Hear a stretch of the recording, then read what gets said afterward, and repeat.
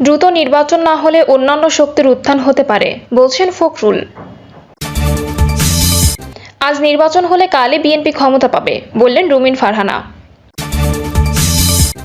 মির্জা ফখরুলের বক্তব্যের কড়া জবাব দিলেন নাহিদ। এবং সর্বশেষ জানাবো, বিদ্যুৎ লাইনে কাজ করার সময় বিদ্যুৎ পৃষ্ঠে লাইনম্যানের মৃত্যু। শুনছিলেন সংবাদ শিরোনাম, এবারে বিস্তারিত। দ্রুত নির্বাচন না হলে অন্যান্য শক্তির উত্থান হতে পারে, বলছেন ফখরুল।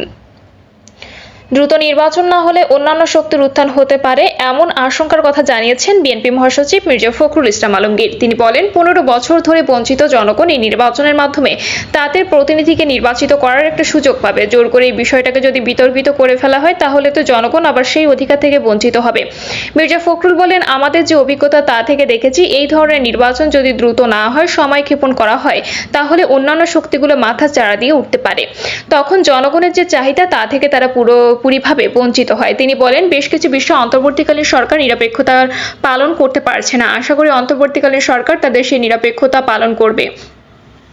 যে সংকট আছে তা থেকে দেশকে মুক্ত করার জন্য তারা কাজ করবে। ন্যূনতম বিষয় ঐক্যমত্য জরুরি উল্লেখ করে মির্জা ফখরুল বলেন, ন্যূনতম বিষয়ে আমাদের ঐক্যবদ্ধ হওয়া প্রয়োজন। যারা একসঙ্গে ফ্যাসিস্ট সরকারের বিরুদ্ধে যুগপৎ আন্দোলন করেছিলাম, আমরা 31 দফা কর্মসূচি দিয়েছি। এখন যদি কোনো পরিবর্তন করতে হয় সেটাও সামনে আসতে পারে। ওটাকে সামনে রেখেই আমাদের এগোতে হবে। নির্বাচন কেন্দ্রিক ন্যূনতম যে সংস্কার তা শেষ করে অতি দ্রুত নির্বাচনের পথে যাওয়া উচিত এবং নির্বাচনের মধ্য দিয়ে যে সরকার বেরিয়ে আসবে তাদের দায়িত্ব হবে পুরোপুরিভাবে সেই সংস্কারের যে কমিটমেন্ট তা বাস্তবায়িত করা, জনগণের প্রত্যাশা পূরণ করা। আসাদের রক্তকে, আবু সাইদের রক্তকে আমরা বৃথা যেতে দিতে পারি না। সেজন্য ঐক্য গড়ে তুলে তাদের স্বপ্নকে আমাদের বাস্তবায়ন করতে হবে। মির্জা ফখরুল বলেন, আমরা এক থাকা বারবার বলতে চাই না, নির্বাচনে কে আসবে সেটা গুরুত্বপূর্ণ নয়, কিন্তু জনগণের অধিকার প্রতিষ্ঠিত হবে এবং তার জন্য আমরা লড়াই করেছি দীর্ঘ 15 বছর।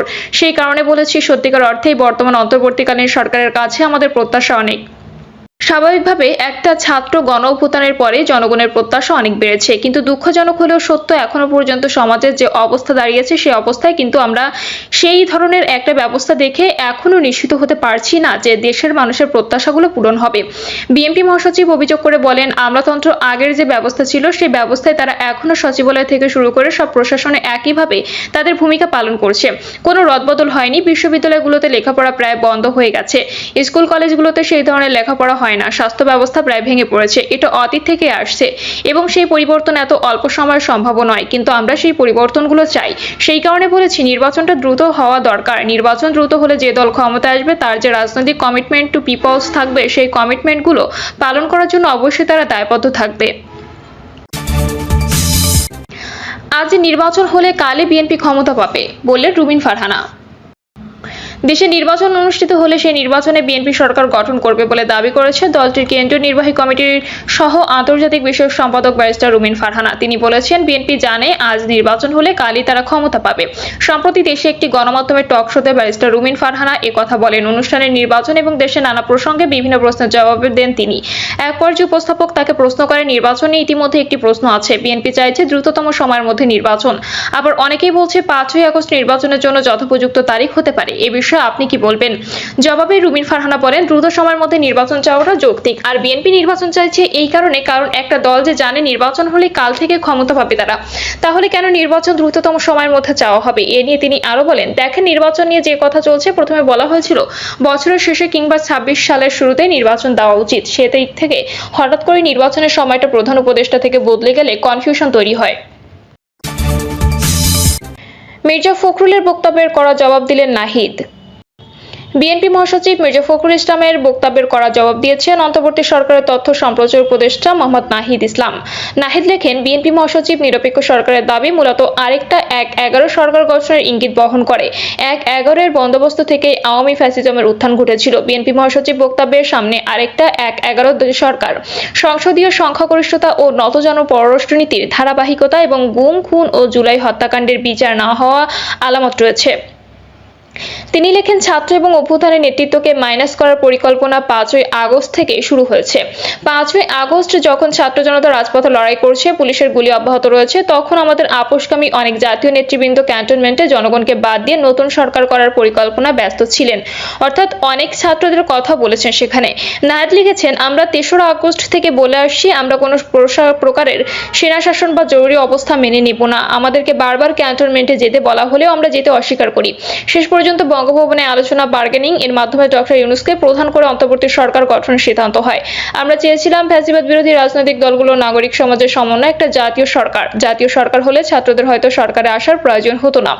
জাতীয় সরকার অনেকদিন স্থায়ী হবে এই বিবেচনায় বিএনপি জাতীয় সরকারে রাজি হয়নি, কিন্তু অভ্যুত্থানের পরে দেশে জাতীয় সরকারের প্রয়োজনীয়তা সবচেয়ে বেশি। অথচ বিএনপি জাতীয় সরকারের কথা বলতেছে সামনে নির্বাচনের পরে। তিনি লেখেন, ছাত্ররাই এই সরকারের এবং বিদ্যমান বাস্তবতার একমাত্র ফ্যাক্টর যেটা 1/11 সরকার থেকে বর্তমান সরকারকে সম্পূর্ণভাবে আলাদা করে। বিএনপি কয়েকদিন আগে -2 এর আলোচনা করলেও এখন ক্ষমতায় যাওয়ার পথে সুগম করার জন্য নিরপেক্ষ সরকারের কাছে আরেকটি 1/11 সরকারের প্রস্তাবনা করেছে।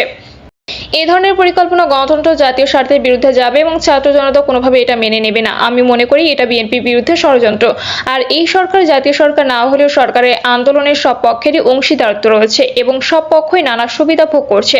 সরকার গঠনের আগে 6ই আগস্ট অ্যাটর্নি জেনারেল এবং পুলিশের আগের আইজি নিয়োগ হয়েছিল, যারা মূলত বিএনপির লোক। এরকম ভাবে সরকারের উপর থেকে নিচ পর্যন্ত নানান স্তরে বিএনপিপন্থী লোকজন রয়েছে। নির্বাচনের নিরপেক্ষতার কথা বলে এই বাস্তবতা মাথায় রাখতে হবে। তিনি লেখেন, রাষ্ট্রপতি পরিবর্তন, সংস্কার, নতুন সংবিধান, জুলাই ঘোষণা সব ইস্যুতেই বিএনপি বিরুদ্ধে অবস্থান নিয়েছে। অথচ এগুলো কোনোটাই ছাত্রদের দলীয় কোনো দাবি ছিল না, কিন্তু দেশের স্থিতিশীলতা, বৃহত্তর স্বার্থ এবং জাতীয় ঐক্য ধরে রাখার জন্য ছাত্ররা বারবার তাদের অবস্থান থেকে সরে এসেছে। কিন্তু এর মানে এই না যে গণতন্ত্র বিরোধী ও অভ্যুত্থানের আকাঙ্ক্ষা বিরোধী কোনো পরিকল্পনা হলে সেখানে আমরা বিন্দু পরিমাণে ছাড় দেব। আওয়ামী লীগ বিষয়ে ভারতের প্রধান দলগুলোর মধ্যে ঐক্য সম্ভব হয়েছে, অথচ বাংলাদেশের আওয়ামী লীগ বিষয়ে আমরা ঐক্য করতে পারি নাই এত হত্যা ও অপরাধের পরেও।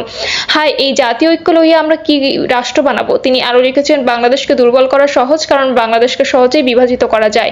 এই দেশের বড় বড় লোকেরা অল্প মূল্যে বিক্রি হওয়ার জন্য প্রস্তুত থাকে। আমি মনে করি না সমগ্র বিএনপি এই অবস্থান গ্রহণ করবে, বরং বিএনপির কর্মী সমর্থকদের বড় অংশ অভ্যুত্থানের আকাঙ্ক্ষা বাস্তবায়ন চায়। বিএনপি দেশপ্রেমিক ও ত্যাগী নেতৃত্বকে আহ্বান করব ছাত্র জনতার অভ্যুত্থানের বিরুদ্ধে না গিয়ে ছাত্র জনতার সঙ্গে বৃহত্তর ঐক্য সংহতি পথ বেছে নিন।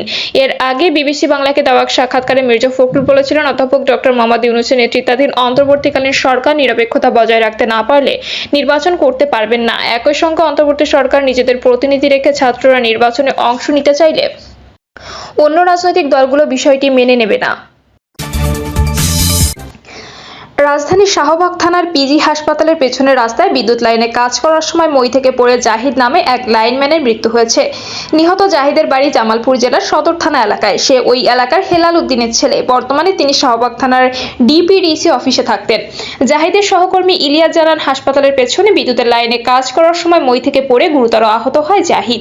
পরে আহত অবস্থায় তাকে প্রথমে বঙ্গবন্ধু শেখ মুজিব মেডিকেল বিশ্ববিদ্যালয়ে নেওয়া হয়। পরে সেখান থেকে উন্নত চিকিৎসার জন্য ঢাকা মেডিকেলে নিয়ে আসলে চিকিৎসাধীন অবস্থায় জরুরি বিভাগে তার মৃত্যু হয়। তিনি আরো জানান, আমরা ডিপিডিসির বৈদ্যুতিক খুঁটির মেইন লাইনে ইলেকট্রিক তার লাগানোর সময় এই ঘটনা ঘটে। আমরা মনু পাওয়ার কোম্পানিতে কাজ করি। প্রিয় দর্শক, এই ছিল এখনকার সর্বশেষ সংবাদ আপডেট। সব সংবাদ পেতে চ্যানেলটি সাবস্ক্রাইব করে বেল আইকনটি ক্লিক করে রাখুন।